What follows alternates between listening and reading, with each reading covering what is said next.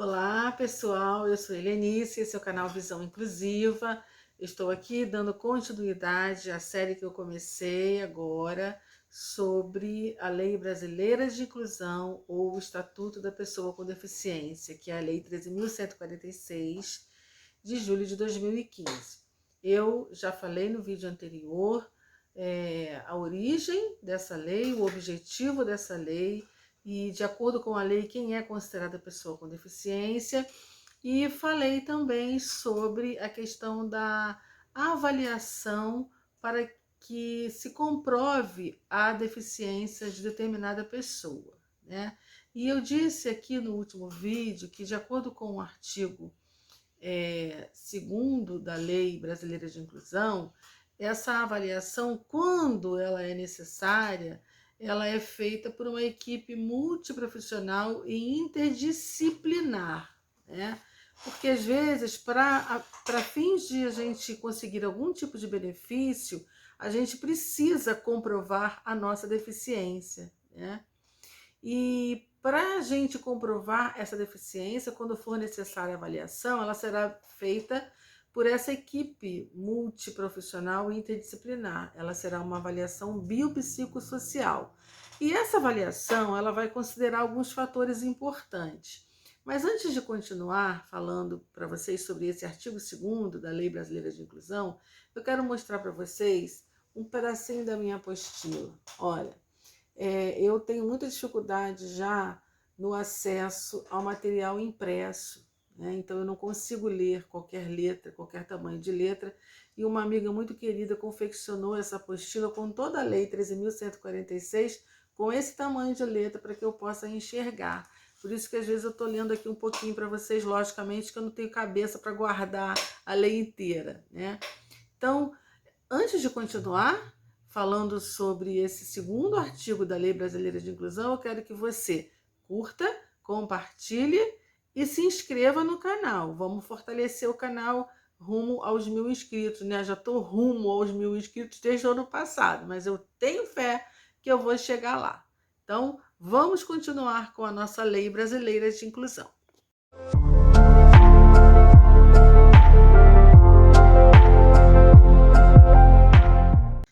Então, gente, voltando, né? Vou me descrever para quem não consegue me enxergar. Eu sou uma mulher de pele clara, uso óculos de aro marrom, cabelos castanhos curtos. Atrás de mim tem uma estante branca com os meus livros que eu não leio mais. E hoje eu estou com a camiseta verde do projeto Bengala Verde. Continuando falando do artigo 2º, eu falei anteriormente que no artigo 2º da Lei Brasileira de Inclusão a gente tem a definição do que é a deficiência, né? Quais são os tipos de deficiência, e falamos também sobre a avaliação. Quando ela é necessária, a avaliação da deficiência física é feita por uma equipe multiprofissional, e essa equipe tem que levar em conta alguns fatores, como a estrutura do corpo, o ambiente social em que a pessoa vive, as condições psicológicas e pessoais, as limitações nas atividades. São questões que a equipe tem que levar em conta. Aí depois a gente, no artigo 3º, e eu estou aqui utilizando a minha apostila que eu já mostrei para vocês, com letras gigantescas, né? O artigo 3º, ele traz as definições importantes para a gente, e eu acho que é um artigo muito importante para todo mundo, né? Para as pessoas com deficiência, para as pessoas que trabalham com a pessoa com deficiência, para o familiar da pessoa com deficiência. São as definições que a gente encontra, definições importantes no artigo 3º da Lei Brasileira de Inclusão. Hoje eu vou falar sobre 4 definições, lógico, são muitas, eu não vou falar sobre todas nos vídeos que eu vou fazer ainda nessa série, mas falar sobre as mais importantes. Então, as 4 primeiras, que eu acho também que são bem importantes, a definição de acessibilidade, a definição de desenho universal, a definição de tecnologias assistivas e a definição de barreiras. Então, o que a lei diz que seja acessibilidade? É a possibilidade e a condição de alcance e utilização com segurança e autonomia dos espaços, edificações, transportes, tecnologias, comunicações, né? Isso é acessibilidade, é a possibilidade, a condição de alcance com segurança e autonomia disso tudo, dos espaços públicos, privados, das edificações, dos transportes, das tecnologias, das comunicações. Isso é acessibilidade. Então, quando a gente fala sobre a inclusão da pessoa com deficiência, a gente tem que entender o que é acessibilidade, porque sem essa acessibilidade não existe inclusão.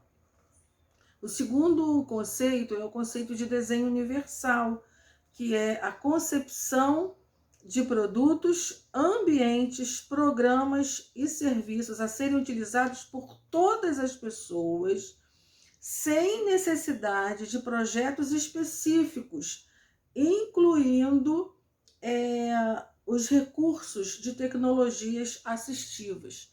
Então, o desenho universal é isso, é a concepção de produtos, ambientes, né, programas e serviços que não tenham necessidade posterior de adaptações e projetos específicos. Então, vamos entender isso melhor. Olha, um prédio hoje, um prédio antigo, um prédio que já foi construído há mais de 40 anos, há 50 anos, há 100 anos, é um prédio, é uma edificação que não tem acessibilidade. Então, não está dentro desse padrão de desenho universal. Hoje, se é construído um prédio, esse prédio tem que ser construído dentro desse padrão de desenho universal, que é um desenho que promova a acessibilidade, o acesso a todas as pessoas, sem que haja necessidade, por exemplo, de uma adaptação de uma rampa, da construção de uma rampa, da abertura de uma porta para que possa o cadeirante entrar.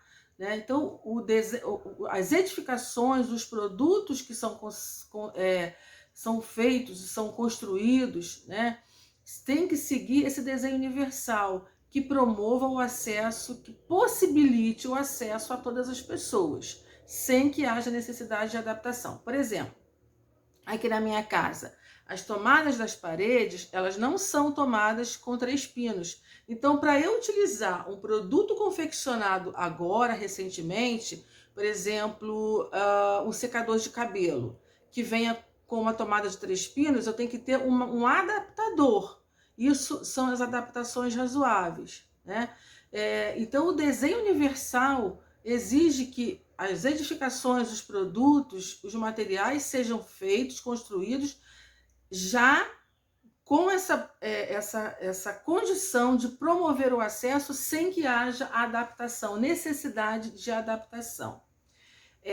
Então, hoje, as edificações têm que ter acesso a cadeirante, a pessoa com deficiência visual, a pessoa com mobilidade reduzida, porque uma coisa é a pessoa com deficiência, outra coisa é a pessoa com mobilidade reduzida, que é um outro conceito, uma outra definição que a lei vai trazer. Mobilidade reduzida pode ser o idoso, a gestante, o obeso, né, que tem dificuldade de locomoção.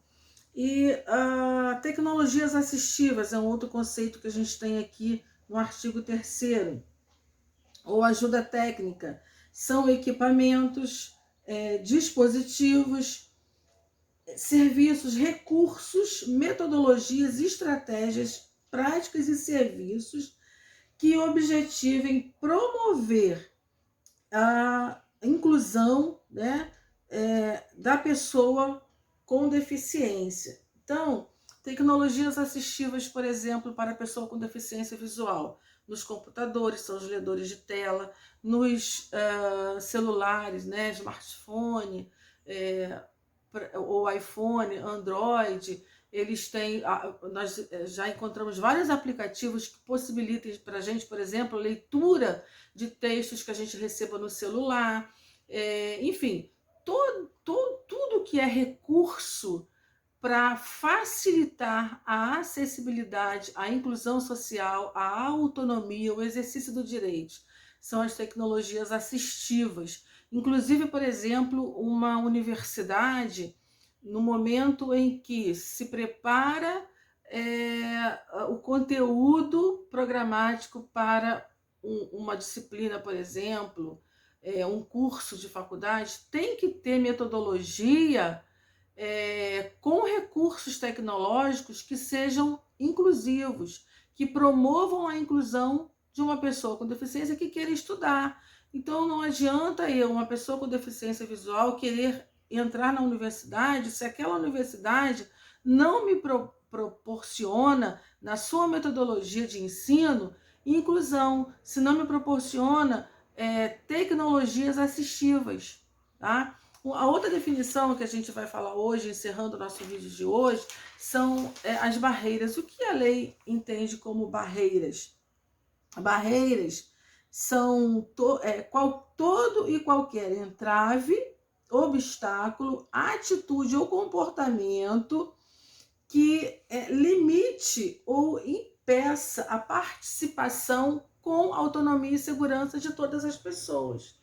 Então, todas as pessoas, sendo pessoas com deficiência ou não, têm direito à participação social, à cidadania, com autonomia e segurança. Então, o que impede esse nosso acesso a todos os serviços, o que impede o nosso acesso ao exercício da nossa cidadania, tudo isso, todo esse entrave são as barreiras. Então a gente encontra barreiras, vou ver para vocês aqui, ó, no artigo 3º, barreiras urbanísticas, barreiras arquitetônicas, barreiras atitudinais, barreiras